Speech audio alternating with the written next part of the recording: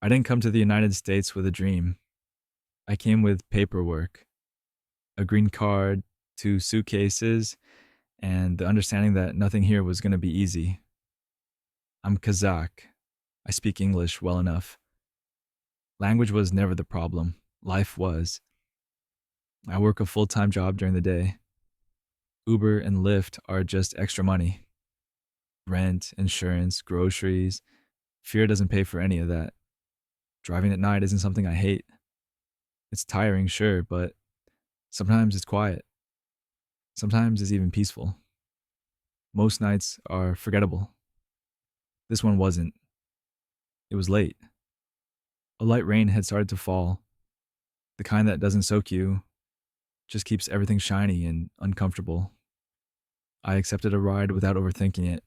People assume drivers don't like certain neighborhoods. That's not really true. We don't dislike places. We dislike math. Long pickup, short ride, low fare. That's usually the problem. Still, I took it. He was already standing outside when I pulled up. Hood up. Face half covered with a scarf pulled high, almost to his nose.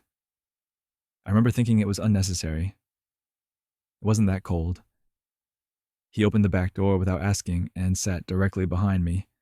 No greeting, no hey, just the sound of the door shutting. At first, nothing felt wrong. Then I noticed he was too close. Not physically, but present. I could feel him watching me through the mirror. When I adjusted my seat, his knee brushed the back of mine. Not an accident. I didn't say anything. Drivers learn quickly when silence is safer. A few minutes in, he leaned forward, close enough that I smelled damp fabric and something metallic. He asked where I was from. I told him. He nodded like he already knew. Then he smiled and said, "You drive careful." Like someone who waited a long time to be here. That stuck with me. I hadn't mentioned my status. I hadn't mentioned anything like that. The rain picked up slightly. He rested his hand on the center console. Didn't touch me, but didn't pull away either. "You ever think about how easy it is to disappear on highways?" he asked. I laughed weakly, said something neutral. He didn't laugh back. We reached the drop-off point. It wasn't a house. Just a stretch of road near the highway, trees lining both sides. No lights, no buildings. I slowed down and asked if this was correct. He said yes. Before getting out, he leaned in one last time. "After the green card," he said quietly, "this was your second biggest piece of luck." Then he stepped out. I watched him in the mirror. He walked toward the trees, then turned and crossed the guardrail. The rain swallowed him. I didn't wait.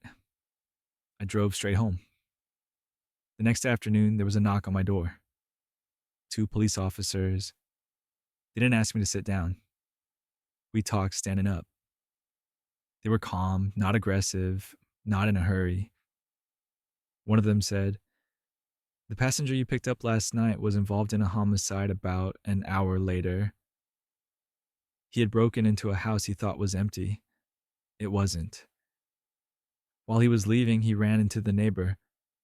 She tried to scream. She reached for her phone. The security footage shows it clearly. He rushed her, didn't give her time to make a sound. They showed me part of the video.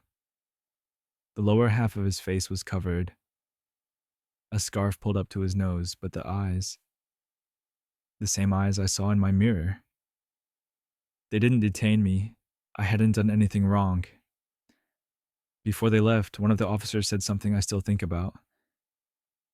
"When you work nights," he said, "sometimes asking fewer questions keeps you alive." I still don't know exactly what he meant. I stopped driving for a while after that. But bills don't wait. Fear doesn't pay rent. So I went back. Now, when someone sits in my back seat, I don't check the mirror first. I listened to the rain on the windshield, because some people don't announce themselves with words. You hear them coming before they speak.